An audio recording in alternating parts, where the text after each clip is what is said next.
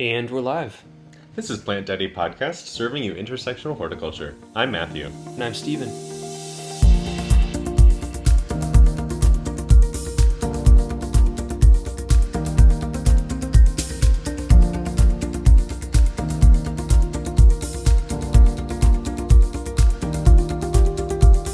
Hello, welcome back to Plant Daddy Podcast.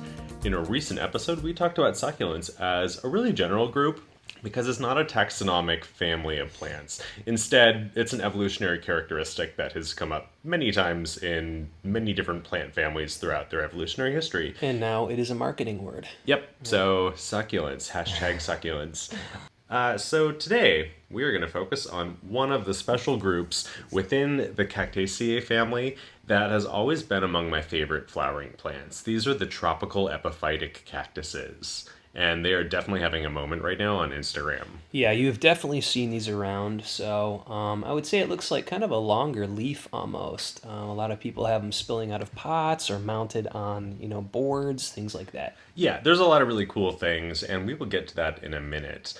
But first, Stephen, do you have any plant news that you want to share? News-wise, I regret to inform everyone the passing of my Drosera bermanii. This was a super cool one. This is supposed to have the fastest motion of any sundew.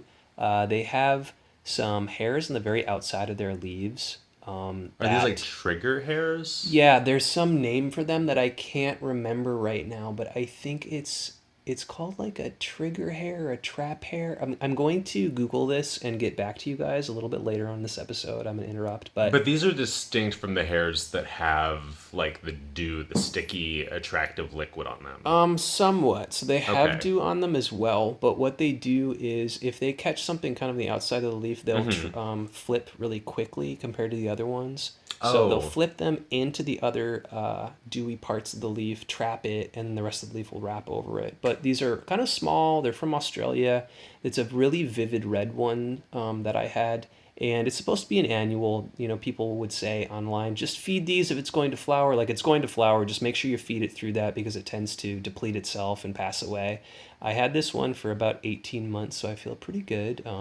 That's longer than 1 year, which is what an annual is typically good for. Exactly. So I have many, many seeds, and I will probably plant some again right away. It's a really fun one. Oh, you should share that one with me. Yeah. How about you, Matthew? Well, I don't have any news about like a particular specific plant, but as our listeners might know, I have 3 house rabbits, and they are mischievous little guys. I love them dearly, but Lily, our youngest, she has actually like chewed a hole in the screen door of our balcony screen. To give herself like a little door to get out there. Okay, just go on. Yeah. I have some Lily thoughts I'll share. So Lily, our sweet youngest rabbit, she has brought her oldest brother Finn in on this little game where anytime that we let them out, they just immediately beeline for the balcony.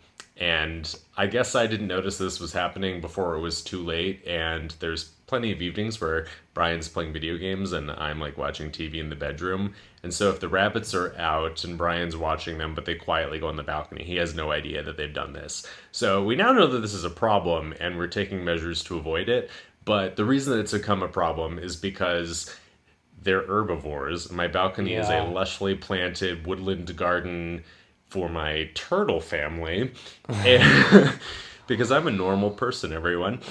But I had this pot of Begonia Grandis, and this is a unique begonia because it's actually hardy down to like zone 6 or 7, depending on what source you're reading. And because of this, it's used in gardens in like warmer temperate climates because you plant it, it comes up every spring, is beautiful, it blooms, and then it dies back down to the ground with frost. And so I had this pot that I was growing one. I just bought it this spring, and it was about to start blooming.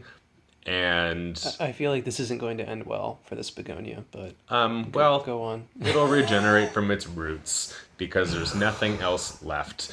They ate it all the way down to the soil, which, yay! And then I also have this beautiful plant called Sephora prostrata, which is a New Zealand native. It's in the pea family. And you might know this from Instagram because it's a really gorgeous plant that has very small leaves. They are kind of on a zigzagging stem. Oh, yeah, I know this Yeah. one. And Wait, it's now just like a stick with are you very few serious? leaves. They've eaten most of it. Oh my gosh. So, one of the struggles of being a Listen, pet parent and plant daddy. we try to look at the positive here. We now know that rabbits enjoy these two species. Yeah. Okay, And so if the you other have positive is that they weren't poisonous. okay, well, positive question mark. Yeah, I've Right? definitely had my rabbits eat some plants that are noted as not being safe for pets, and it hasn't stopped them. So while I try to avoid that happening because I'm a responsible bunny daddy, they really love anthuriums. In addition, This they'll- could make an interesting menu for like a high-end rabbit home. if I had a dollar value for the plants that my sweet buns have eaten, I would start to cry. Okay, so let's move right along. All right. So, before we get to our plant topic, I just want to remind everyone that we can be found on Instagram, Facebook, Twitter, and Pinterest at Plant Daddy Podcast, and also online at plantdaddypodcast.com, where you'll find some write-ups to accompany some of our posts. Those give you some timestamps if you're looking for specific things that we talk about or mention in some of our episodes that you don't want to sit through the whole length of. It also is a good place to find the list of plants that we discuss. So if you can't remember something or you want to know what it looks like, you should find some links there to be able to find cultural information or just Google image searches. Yeah, even though we say the species name absolutely correctly every single time, I still don't know how to say Calancho. okay, my Steven, thoughts derailed now. It was going to say, yes, you can find the scientific names there in writing. yeah, and Anyway. you can determine how to pronounce them yourself. So, the tropical epiphytic cacti, like you were saying, Matthew, these are having a moment right now on Instagram. Absolutely. So, I have a little story with one of these. I was gifted one of these about a year ago. I really had no idea what it was. Like, I'd seen Christmas cacti before, and we'll kind of get into those, but I was gifted a lepismium. I was told that it was a garden weed from a botanical garden, actually. Oh, And I that's was always like, a good oh. start. Yeah, and I was kind of like, oh, okay, this will be easy. And actually, that was probably a good thing to hear. So I wasn't really scared about, what to do with these, even though it just looked like a sort of disembodied leaf of some sort with maybe some roots on it. It's like a really long serrated blade. Yeah, and really the one that I got was probably 3 feet. It was nuts, and I ended up cutting it up and giving it to a few friends. I think my rabbits ate the portion that you gave me.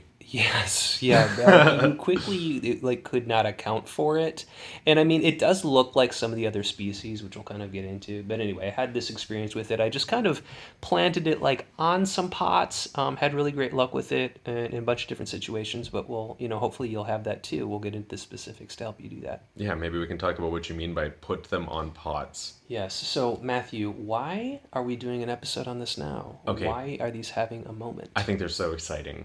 And the reason that I love these, this is yet another plant that I'm going to say, I've loved them before most people.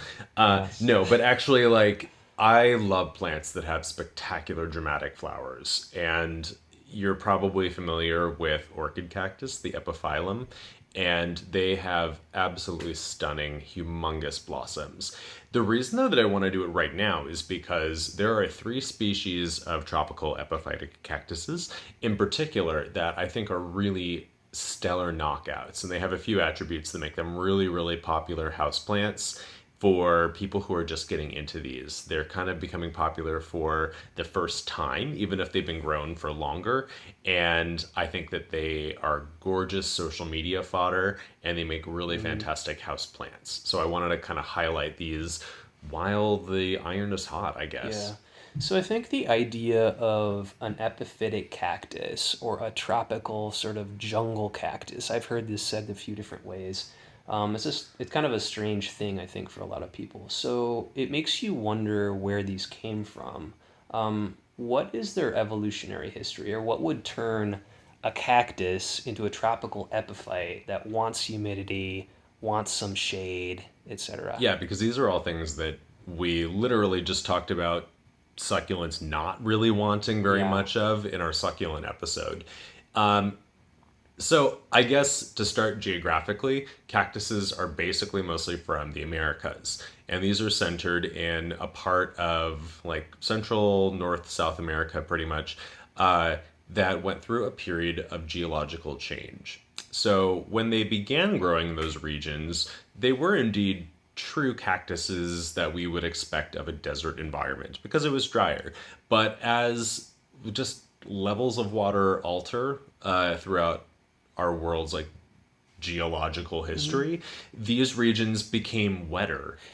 Yeah, and to clarify, I mean, geological change, yes, but really it's climate change, right? That we're saying, just for the sticklers that I'm sure will, call into Well, these go correctness. hand in hand. Like Okay. as things alter in physical terrain, that impacts what the climate is. And so Stephen's right. Like it was the climate that ultimately ended up adapting, uh, and it did this in a way that was much more, I guess, like viable for the majority of plant species that find deserts to be kind of hostile because we know deserts are not great places for a lot of plants. You get a lot more biodiversity in areas with more water availability. And so, as these areas got more water, they also became colonized by plants that could suddenly now make use of the available resource. So those included broadleaf plants, tropical foliage plants, and trees. And as you can imagine, an ecosystem changes if trees and large leafy shrubs move in. So, okay, climate changed, got wetter, there were other trees and plants to compete with, it was more difficult to get light. Yeah. So, what are the major differences then between these cacti and the typical cacti you think of? Well, because they no longer had the same resources that they had previously evolved to have, what makes cactus pretty unique. This isn't true for all of them. We did mention the Pereschia genus that still has true leaves, but the thing that makes a cactus special plant is that it changed how it has leaves into spines. Like instead of having broad leaves for photosynthesis, the stems took on the photosynthetic responsibilities while the leaves became a defensive mechanism to help keep animals and predators in general from trying to access the water that they're storing inside in water poor areas. So when you suddenly have, a plant that's used to heat, little water, very bright sun, when it now has a lot more water, not very bright sun, it obviously has to make some changes to continue living. So to reach the light that was now being blocked by taller plants, a lot of them started to grow taller, like scrambling, vining kind of plants. It's probably actually like a form of foliation where a plant is reaching to get light, which is how a lot of succulents die. But these ones were successful because they were able to grow aerial roots that helped them anchor to the taller trees and plants that they were now competing against. And they were able to reach higher areas, almost growing like a vine, like a lot of the aeroids that are in this area, like the philodendrons. So they basically had that as a way to get more light, but it wasn't enough for all of them. So, because they no longer have leaves, evolutionary is a one way path, and you can't suddenly like grow leaves again if you've already evolved out of having them. So, they took their stems that were designed originally to have a very high volume for their surface area to retain water and to make the most of their photosynthetic abilities in a desert environment. And they flattened them out so that there was more surface area. They're no longer concerned with absorbing like very minimal amounts of water and retaining it because they grow in these humid, wetter places. And so that gave them the ability to photosynthesize the limited light. It really like allowed them to spread into all of these new areas in a jungle that had been previously, you know, unavailable to them.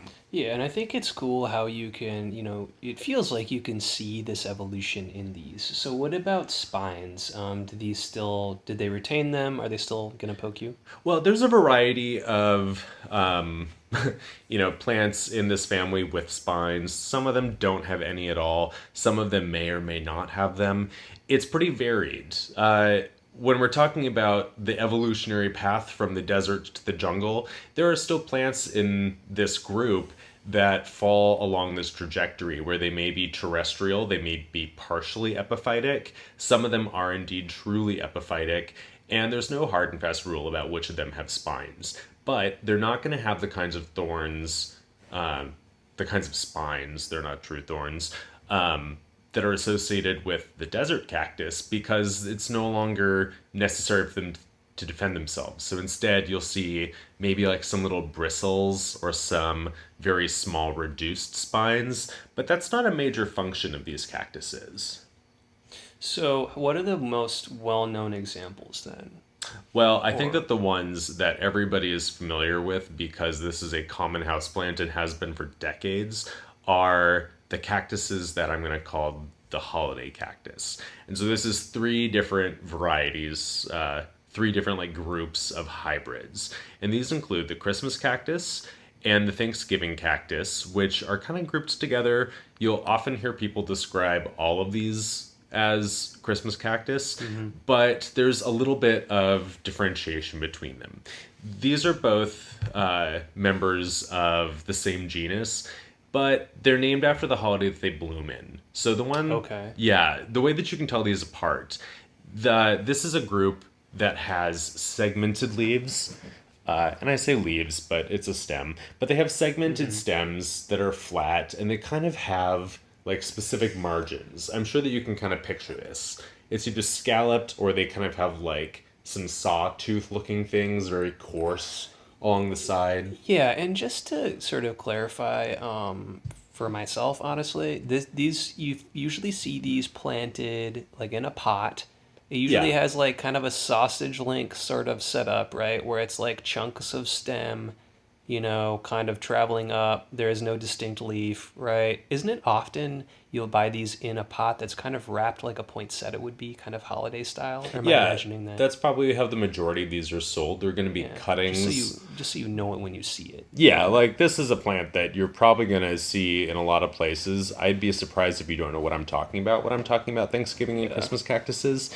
The Thanksgiving cactus has the actual like kind of toothy margin. And those are the more common ones. The ones that bloom a little bit later, that are the true Christmas cactus, they have scalloped edges. So if you're looking at your florist display at a QFC or a Safeway or Trader Joe's or Home Depot, you're going to find them with like the crinkly mylar paper in bright colors. It's going to be a clump of little cuttings that have been put into a pot and triggered into blooming for you. The other holiday cactus that I want to include is a little bit more difficult to find. It's not quite as common. It's the Easter cactus. And while the first two are in the same genus, this one's a little bit separate. It's still related, but it's more of a cousin than like a sibling species. And these are called Hediora. And these look like the true Christmas cactus with the scalloped edges, but their flowers are a little bit different. They're more daisy-like where they're radially symmetrical. The winter holiday cactus have blooms with reflexed petals that have like a clear upside and a downside. They kind of look like birds in flight instead of daisies, like the Easter cactus. So really all of these you're saying are grown for the blooms pretty much. Yeah, and that's like the feature that makes them popular. They're named after the season that they bloom in, and that's what makes them really popular houseplants because they're fairly small. You can get them as a host or a hostess gift in the holiday seasons, bring them to people's houses. You'll often have a grandmother with a giant one in her foyer or something. They're the most common of the tropical epiphytic cactus that you'll encounter. But what about then the ones with the fantastic blooms? I mean, not that these blooms aren't great, unlike a holiday cactus or whatever, but they're not the most dramatic in this family. You're right, for sure. Now, I've mentioned this in another episode, but if you've watched the movie Crazy Rich Asians, there is a party that they go to. It's extremely lavish, and it's centered around having epiphyllum bloom. Because they bloom at night, their flowers are humongous, they're richly scented, they're very fragrant, and they open at night. So if you're going to have a plant in bloom with very short-lived flowers, you have to be able to appreciate them by being up in the middle of the night. Now, this is something that makes these cactus a little bit more challenging to grow because if you remember that scene in the movie, it's a huge plant. Like it's sitting on the floor and it's meters tall. Okay. And it's not meters tall, you know. But they don't have the longevity of the Christmas and Easter cactuses because those ones, the flowers will hang around during the day. They'll last a couple of days. They produce a lot of them. Yeah, okay. But like these really flamboyant epiphyllum, which you'll hear called orchid cactus a lot, their flowers don't look like orchids, but a lot of things get called orchids that aren't. That doesn't make them any less special, though. They can be like 12 inches across sometimes. Yeah, They're absolutely humongous. You should really Google this if you haven't seen it. They're insane. I would hope that you have seen these, hopefully in person if you're like a really like fortunate, lucky person. But you should at least look up some photos. These, though, are less common in the home. Like you're not typically going to go see like one on a pedestal in your aunt's dining room unless she lives in Tucson, Arizona, where the epiphyllum does really well. These are big plants, and they're really well suited for conservatories or for botanical gardens. You'll see them a lot of times in more of like the Southern California, like Arizona, Florida climates where they can grow outdoors year round. And if they're allowed to do this, they're wonderful, they're easy, they're great. But for the average home grower in the majority of the United States, and especially these northern areas where we do have cold enough winters that they can't be grown outdoors year round or conveniently brought inside for the winter, they're known. You're not going to really use them as a houseplant quite as much. All right, so these are amazing, flower producing plants you're talking about, right? Yeah. But on Instagram now, you're seeing a lot of cool foliage instead. So are there foliage centric ones, or are these all grown for flowers, or what? Well, so the ones that we have just talked about, I've talked about them for their flowers because that is their primary thing. If you're looking at an epiphyllum cactus out of bloom, it is typically gangly and long and lanky, and it just has like these floppy paddle-shaped flat leaves that are just all over the place. They're kind of a mess. Like they themselves are not beautiful ornamental specimens. Yeah, it's not an interesting architecture necessarily. Yeah, I don't think. And while like the holiday cactus, they can be attractive. Like the segmented leaves is kind of neat. Like it's not the most exciting thing, which isn't an issue, but they are grown for their flowers. But there are some of these that are grown for their foliage, and that brings me to like my current 3 favorites. I'm going to talk about their taxonomy just a little bit. So Cactaceae has several subfamilies. The largest of these is Cactoideae, which has about 80% of the cactus species in it. Both of the tribes in this subfamily are within this. That's Hylocereae and Ripsalidae. And so the epiphyllum that we were talking about, that is in the Hylocereae family. Hylocereae is the tribe that has epiphyllum, and it also has a similar genus, which is called Selenioceras. And I'm going to talk about 3 species here specifically that are pretty unique for these. Instead of having just a broad flattened leaf with lightly scalloped edges, these ones, the Epiphyllum anguliger, Selenioceras anthonianus, and Selenioceras cristocardium, they have really deeply lobed segments on a leaf. So we're talking about segments in the holiday cactus, like you can snap each of them off individually. But these 3, the 2 Selenioceras and the 1 Epiphyllum, they have one long leaf segment that just has lobes along its margins. So do these have an English name then, or for these 3 species you're talking about? Yeah, they're called like rickrack cactus, fishbone cactus, zigzag cactus. Like there's a lot of names that are applied. So no consensus. No, there's no consensus. I've just been calling them the new kids on the block, but I don't know.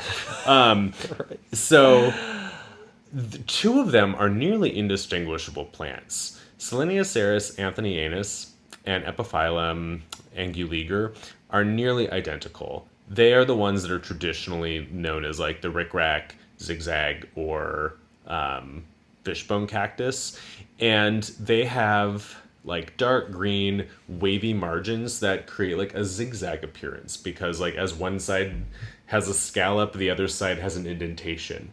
And really, if you follow plant accounts right now, I bet you've seen this. Yeah. Right? Like, it's pretty well out there at this And point. it's also a plant that like stands out, so I think you would notice it if you saw it. Yeah, and I think this is one, honestly, that more people have seen than they own, probably. That's right? definitely true. I have not seen these plants available for sale in any like local place, except Miles at the Seattle plant store had, I think his came in labeled as like an epiphyllum something, but it was Anguliger. Yeah, that's the one. Yeah, he has also had the third one that I'm mentioning, Selenia cristocardium, or which is called the fernleaf cactus. And the reason it's called this is because while the first two species, the rickrack and zigzag cactus, those have relatively narrow leaves, the cristocardium species has gone crazy, and they look like true ferns where each lobe extends out significantly so that you have this very broad kind of sword fern looking leaf segments, and they're very long. When the plants are mature, they have these giant clumps. They're like a fleshy, beautiful, like Pacific Northwest fern that grows as a tropophytic. Yeah, it's very fern-like. Yeah. Yeah, these tropical epiphytes are really neat. So yeah, fern-leaf cactus. I think that's what people can Google. Yeah, that's what you're going to find. So the Selenioceras cristocardium, the fernleaf cactus, has absolutely humongous white flowers. They're gigantic. They're so fragrant at night. But you're going to have a real hard time getting this plant to bloom. It is notoriously picky and finicky about its conditions, the amount of light, the amount of fertilizer. It has really picky specifics about its temperature ranges for different parts of year before that'll trigger a bloom. So grow this plant for its foliage, because you're going to be lucky to get a flower. And if you do, you are super lucky and you should celebrate that. But if you buy this plant, you should do it because you like how it looks out of bloom. Now, the other two that I'm mentioning, the zigzag cactuses, they are easier to flower indoors, and you'll probably get them to do so. And that's the one distinguishing characteristic that you can tell the Selenioceras species from the Epiphyllum species. You'll often see them labeled the same thing under the Epiphyllum name, but the Epiphyllum has white and kind of creamy yellow maybe flowers, but they're always very light colored.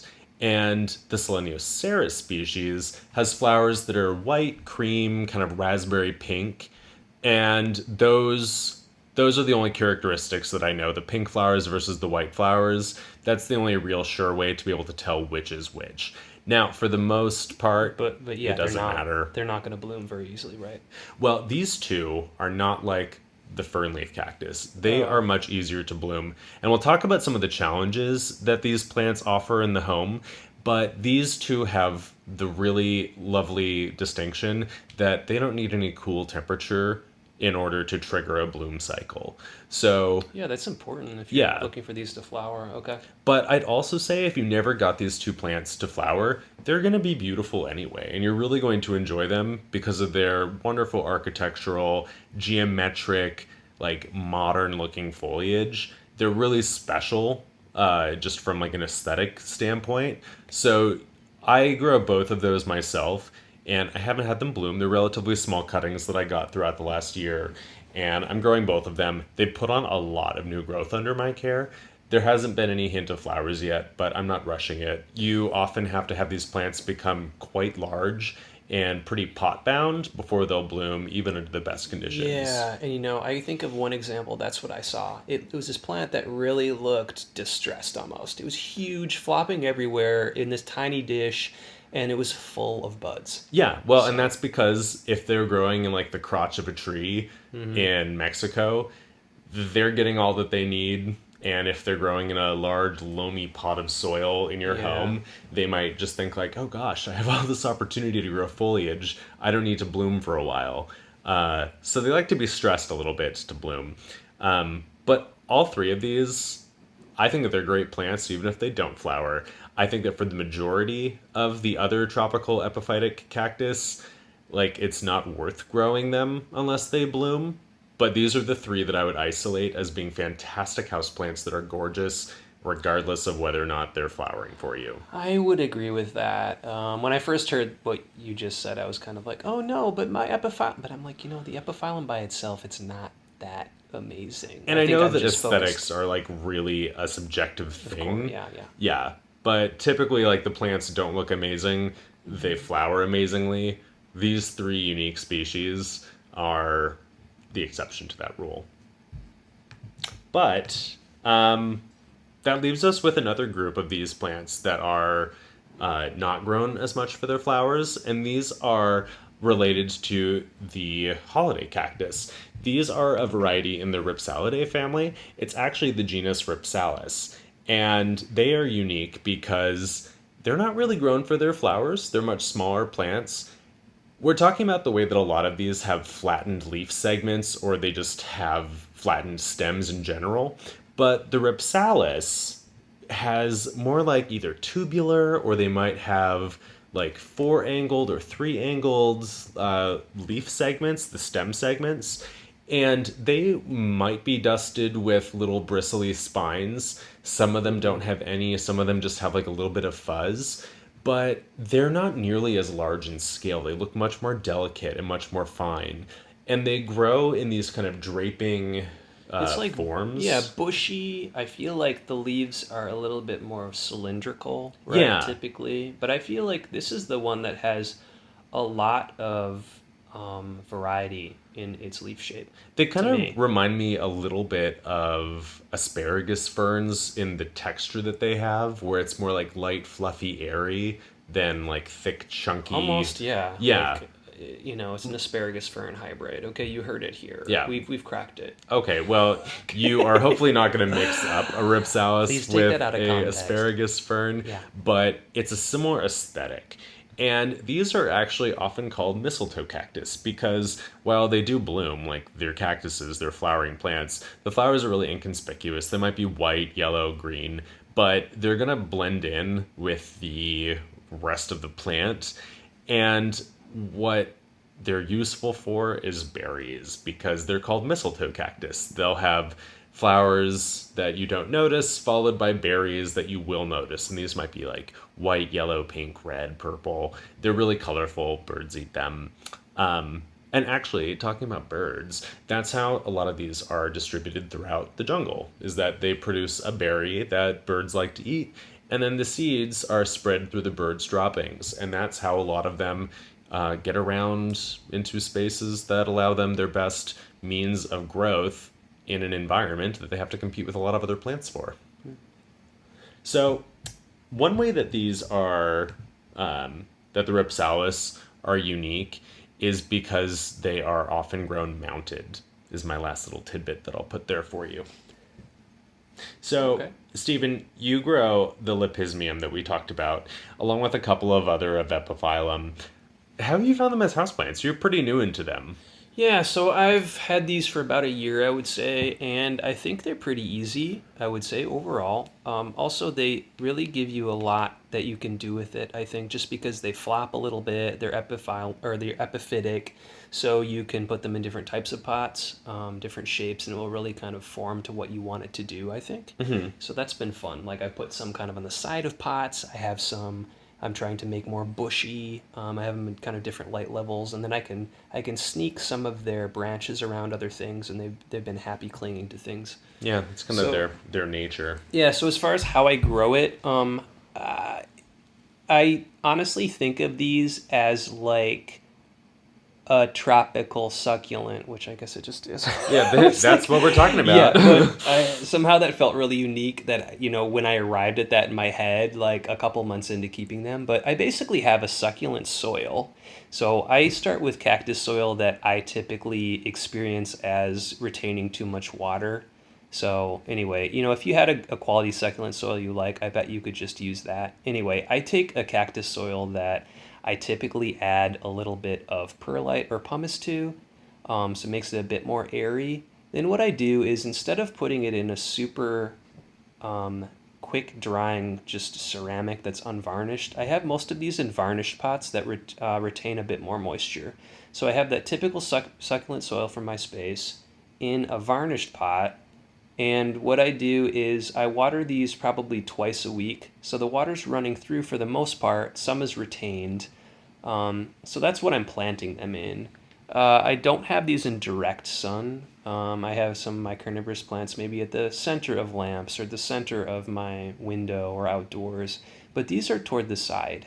So they're not getting the same light level as many of my others. They're great sort of on the periphery. Kind of like some indirect light. Yeah, but overall it's been easy. I think it grows quickly, which is interesting. And they really will adapt to the kind of precarious positions you put them in, which ends up being beautiful, I think. Yeah, and something that a lot of people say is that these are cactuses that you grow like orchids, which kind of, when you think about how orchids are a little bit fleshy and thick and the way that they grow versus how these grow, that makes a lot of sense. I think that the soil that you're using is perfect, but growers will use plenty of other kinds of soils too.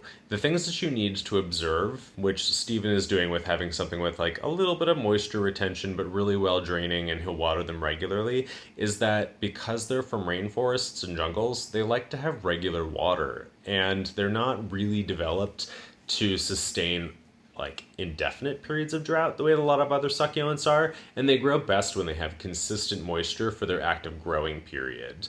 And you can do just about anything that you want as a substrate that allows them to have a really good wetting drying cycle. So you tend to let them dry partially, but not all the way, and then you water them thoroughly, but their air exposure to the roots is important. So Matthew, what do you have yours planted in? I feel like I've seen a few different things. Yeah, so I actually use a substrate that I use for most of my epiphytes. You kind of base yours on a succulent mix. Mm-hmm. I base mine on an epiphyte mix, and we both sort of meet in the middle. Instead of augmenting my my really coarse, well-draining mixture with like more pumice, instead what I'll do is I'll take a mix that is largely composed of different coarseness of fir bark and perlite and some sphagnum moss, horticultural charcoal, and pumice.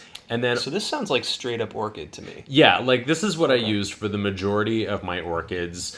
I have like a little bit finer of a texture to it that I would use for like an anthurium or a paphiopedilum, like some of the more like borderline terrestrial orchids or some of the epiphytes that can sometimes grow terrestrially.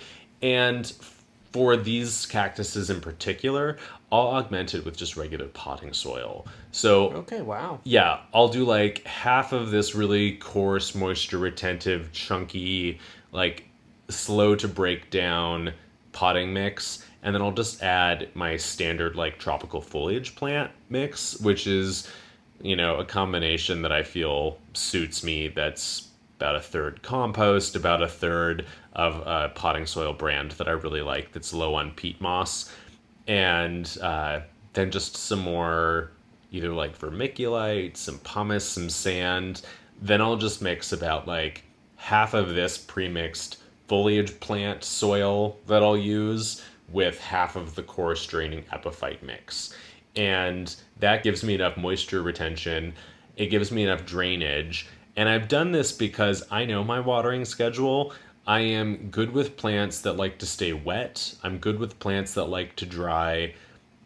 I have to be thoughtful about plants that like a really specific balance. So I'm using a more moisture retentive mix for these epiphytes than I typically would, because I want them to hold a little bit more water because they're all growing in small unglazed clay pots. So my drying is quicker than yours. Okay, yeah, that makes sense, because I mean this is sounding so moist to me so far. Yeah, but yeah, if you have that, it's going to leach from the outside. Yeah, the big difference, like a lot of these want to grow in the smallest pots that you can fit them. So of course there's going to be more roots. They're going to be using more of the available moisture if you're growing them tightly like that. And the unglazed clay dries rapidly and evenly. So we've both found an approach that works for us based on our own kind of cultural parameters.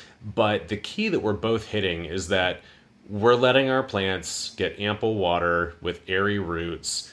They dry at a rate and get watered at a rate that encourages them to thrive. Okay, so I'll water these. I'll actually mist these as well. So on mine, you can see some aerial roots pretty obviously. When I've replanted these, I've just set them on top of the pot and kind of let them root in yourself. So do you mist these? Do you maintain a humidity? Are you careful not to water the leaves like you might with some succulents? Well, I don't really treat these like they're a super precious thing. Like, I don't mist any of them, to be honest. But I do grow them with my orchids. And that means that they already have higher humidity than the rest of my houseplants. I try to maintain that at a minimum 50%, and I'm like thrilled if I can get it up to 60 or 70. I probably wouldn't do higher than that. One, because then my apartment turns into a black mold colony.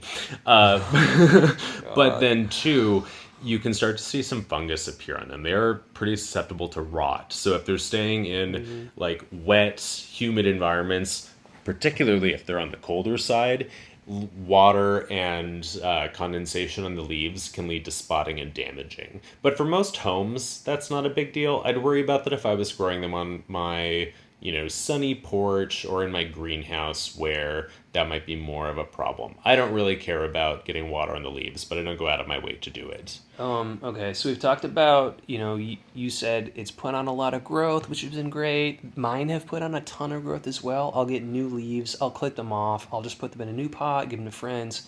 So if it's growing this quickly, are you fertilizing more than you would a typical cactus? Yeah, I don't think that very many people associate cactuses with rapid growth. That's sort of not their thing. They don't come from areas where they have enough resources to grow really, really rapidly, and that's why they're so long lived. That's why so many of them are quite small, even at old ages.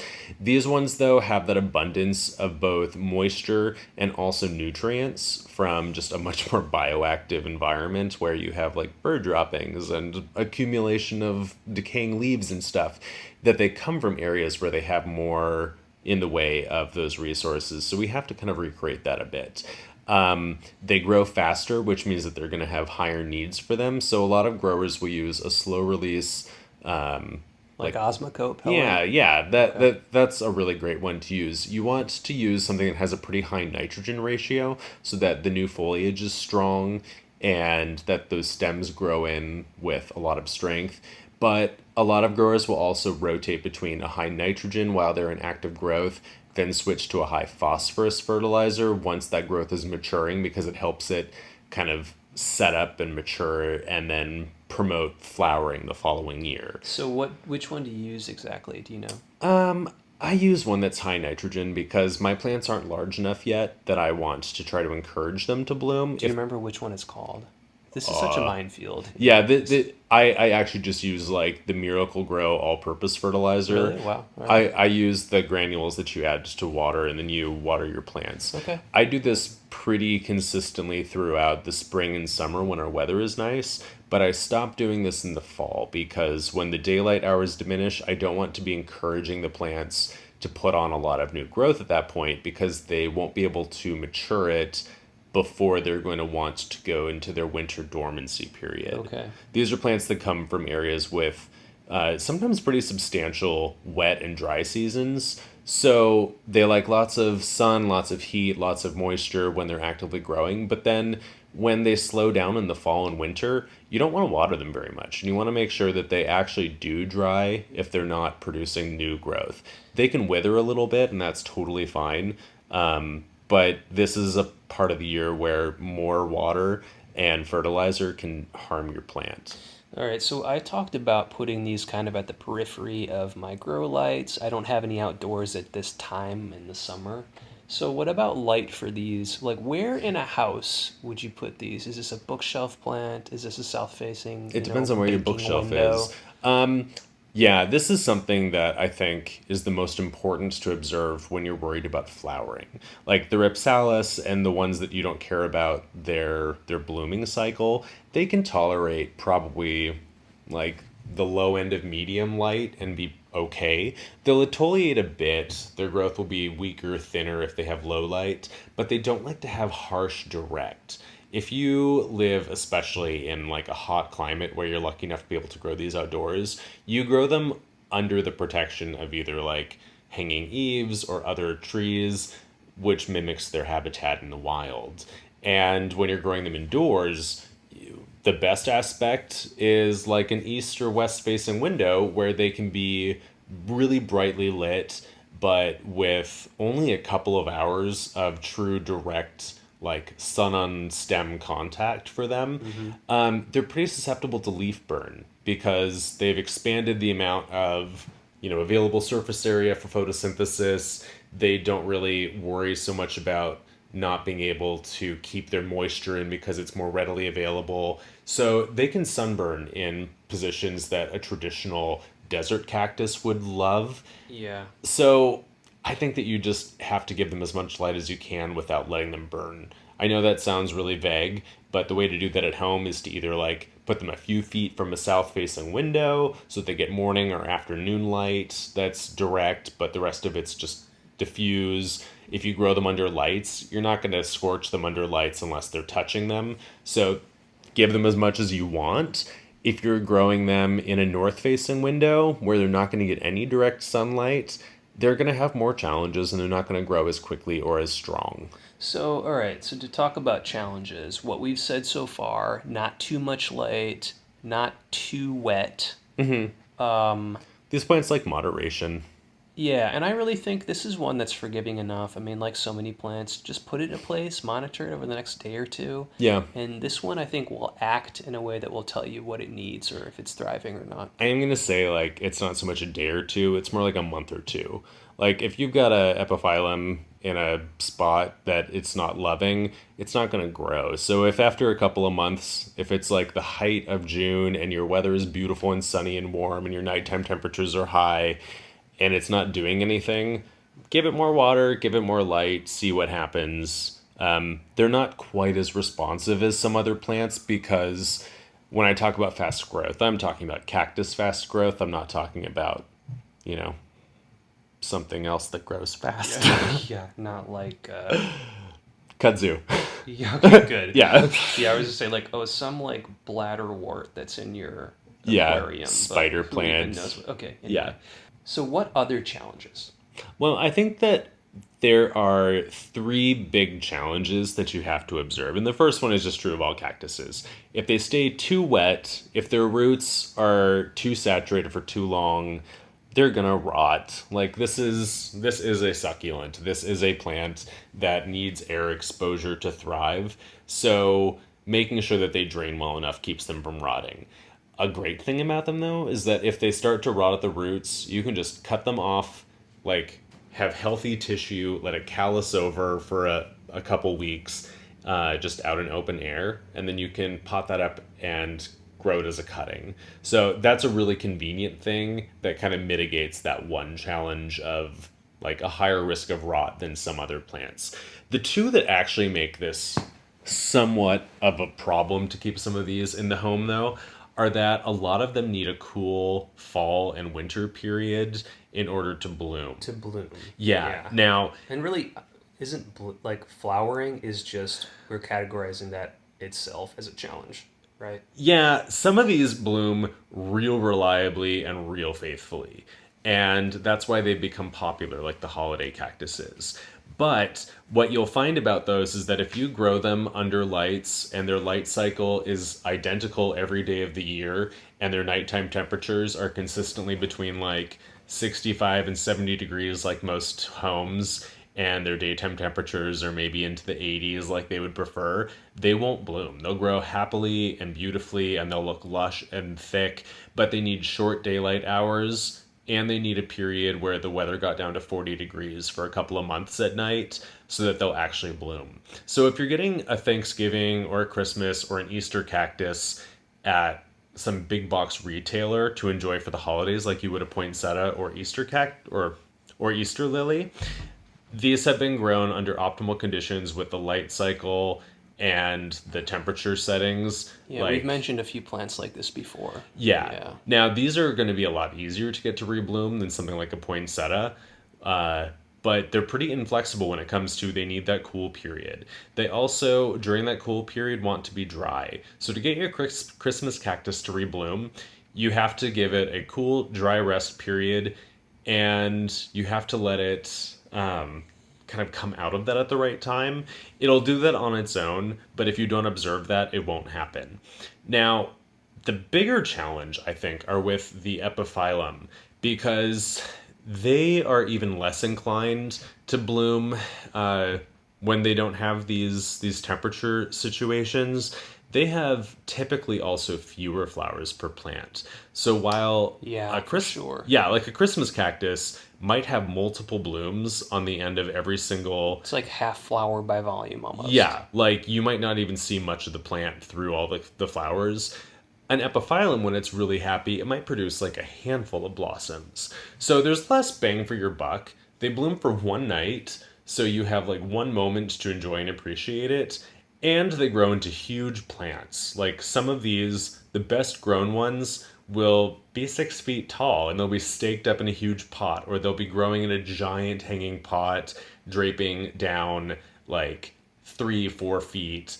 They're really big, and not a lot of people have the room indoors to grow them. And if they do have the room indoors to grow them, they might not have somewhere that has bright light that they can put them for a cool rest period. So yeah, I think, the example for this to me is the sunroom. Yeah. Basically. Like, it has to be in the big corner of your sunroom, and that's where I've seen these blooming. Like, if you want to have the best success, it's if you have a home with one of those sunroom conservatories that you can choose whether or not it's heated. So yeah, and this was, it's kind of edge of the house, it's cold, right on the window. Yeah, you don't want it to get below 40, but you need it to get down to 40. And you need to keep the light consistent that whole time. So those are the biggest challenges that make these like kind of problematic plants if you're going to keep them indoors. Everybody has the Christmas cactus though, so I know that you can overcome that issue. Now, you mentioned that you don't have any on your balcony right now, but that actually is a really great way to get around this challenge to an extent. If you grow any of these outdoors, they love it during the summer. They respond really, really well to that. Have you done that, Matthew? Yeah, in fact, I have one like typical epiphyllum that I got from a nursery down in California called Annie's Annuals. And it is not that big. It's not going to bloom for a while, but it's put out a few new leaves, new stems in the last year that I've had it. And it grows outdoors. It's shaded by my fig trees, so it doesn't get direct sun after the warmest part of the day has started. And I bring it inside kind of like early November when the nighttime temperatures are cold enough that I know that it's had that cold period that it wants, but before it like actually gets any cold damage. This also tells the plant that it's time to go dormant, so it slows growing, then it stops growing, then I can put it in a bright windowsill, and because it's like in a window, I know that it's going to be cooler than usual. I'm not going to water it. So you're not going to water it? Just at all? Well, I'll water it like maybe a couple sips once a month. Okay. Like I'm not really going to go out of my way to keep it bone dry because it won't love that, but I'm also not going to water it regularly. So this is a kind of a complicated year-long cycle. I just asked that because I looked at some videos online when I got mine, and I know some growers grow it outside, but this one pretty good grower was saying, oh, they're so prone to bugs.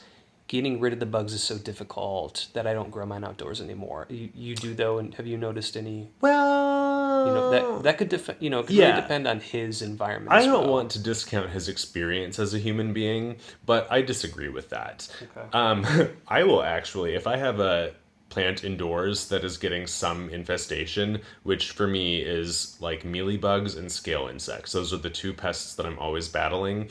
I put them outdoors. I spray them down with neem oil a couple of times to try to like weaken the reproductive fitness of my pests. But I'll move them outside and I'll let the ladybugs and yellow jackets come and deal with that stuff.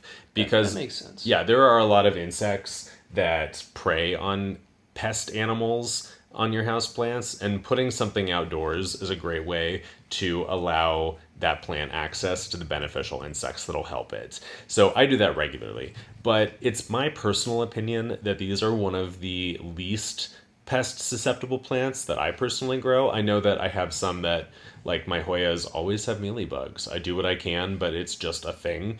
I've not had that problem with my tropical epiphyte cactus. Yeah, so maybe it's even where we are in the Northwest. Maybe there are fewer, Yeah, things that like it up here or something. but I would imagine that that tender new growth that they're putting on in the beautiful, nice, warm weather of spring and summer, that's probably delicious to slugs and snails and like a lot of other pests that would like munch on tissue rather than suck juices. So it's about figuring out what the best situation is for you. It's my personal advice, though, that these are one of the best houseplants to grow in a bright but not directly sunny outdoor spot for all of the months that they can tolerate your temperatures. And they'll perform really well, they'll grow really well outdoors, they'll come inside for your winter colder period. And if you've done it right and if you've timed bringing them indoors before they get too cold, you will have already set up any of them that require that temperature drop to trigger a blooming period. You will have observed that. So that'll be how you get your Thanksgiving, your Christmas, your Easter cactus to rebloom. That'll be how you prepare your epiphyllum to bloom. But it's always easier if the plant is small enough that you can easily move it. And it's especially easy if it's a plant that you can just like tuck somewhere, like as it's living in its temporary homes throughout the year. All right, so what are those super cool species we mentioned earlier to recap? Yeah, so if you're going to be Googling these, the first one that I want you to do, just because I want you to be impressed right off the bat, type in Orchid Cactus or Epiphyllum and just take in those flowers. They're beautiful. Then what I want you to do is look up Rickrack Cactus or Fishbone Cactus, because there you'll find the Epiphyllum anguliger and the Seleniocera's anthonianus, and those are stunning. They have gorgeous foliage, like I've waxed eloquent about already. Those are going to be one of your new favorite succulent tropical houseplants. I guarantee it, or you'll get your money back for this free podcast. Then the last one, which is one of the plants that I have on my current most sought list, and probably before I talk to you again, I'm going to have bought one on eBay, triggered by this episode, is the fernleaf cactus, Seleniocera's cristocardium. It is beautiful. Miles had one in his shop. The one hesitation that I have on it is that they are big. They are a big plant, and if they are beautifully grown, they can be 4 feet wide, hanging 3 feet down out of a basket. So I don't know if I have the space to commit to it, but I might just make that commitment anyway. But yeah, those are the ones that I really want to highlight. I also think that if you like Christmas cactus and Thanksgiving cactus, and you've not heard of Easter cactus, check those out. If you're looking at the Latin names for a lot of these, like all taxonomy, it's constantly in flux. Miles and I have these delightful regular arguments about where different species belong in what genus. And one of our first of these was about the Easter cactus, because it is currently placed in Hadiora, but it has been placed in like Ripsalis, Ripsalidopsis, like all of these different like bizarre other places that these plants tend to come and go. They've all been in different groups. But Hadiora, the Easter cactus, they're really nice. And I specifically want to point out there's a hybrid of that called Cyrus, which is white, and it's the only white flowering Easter cactus. I think it's very delightful, and that is one of the plants that I cherish the most in my collection of tropical epiphytic cactuses. Very cool. So I think with that, that is it. We send you off to explore these for yourselves. Yeah, now I do feel like I need to just like have a complete aside as a fact check on our episode that we recorded recently. I hope that you've listened to it already, but Steven and I recorded with the guys over at Gayish Podcast, which is my favorite local Seattle LGBTQ podcast. And Mike and Kyle were really great guests, but Dan, who is their... What job title does Dan have? Fact checker. Fact checker. He fact checked something that I was talking about. So thank you, Dan, for that. I mentioned a movie as maybe being The Thing, where it was about like these pod people that some alien plant were replacing like actual people with, but it's actually the Body Snatchers, Invasion of the Body Snatchers. There was an original movie done in 1956, which is great, like B-movie campy horror, and then there was also a 1978 movie that is a completely different kind of B-movie campy horror. They're both great, and it's about how plants are coming to kill us. Then he pointed out that there's a movie called Day of the Triffids, which is another great campy horror film about invasive plant aliens, and that one's from 1963. So thank you, Dan. We really appreciate that because I always like to be factually accurate. That's one of the things that I prize the most in life. So I appreciate your upholding me to that and giving our listeners a little bit better information about those plant-based movies. Anything else that you want to add, Stephen? I think that's it. I'll just recommend these. I think they're easier than you may think, and they're just really different. Well, and something that we mentioned before we started recording was that they're like this really great crossroads of, do you like succulents? Do you like tropical plants? Well, here's one of those that is both. So it's a cool crossover. Yeah, it's very, very cool. Yeah. Well, this has been Plant Daddy Podcast. So thank you so much for listening. Don't forget to like and subscribe. We would really love it if we started seeing more 5-star ratings and reviews so that other people can find us. And as always, reach out to us at plantdaddypodcast@gmail.com. We love hearing from our viewers. And if there's anything that you're interested in hearing more about when we're planning out our future episodes, give us a shout out because we would love to be able to adapt what we're doing to what you want to hear. Check us out on social media, all of which can be found at Plant Daddy Podcast. And we are looking forward to you tuning in next time. So thank you for listening and happy growing. Thanks a lot.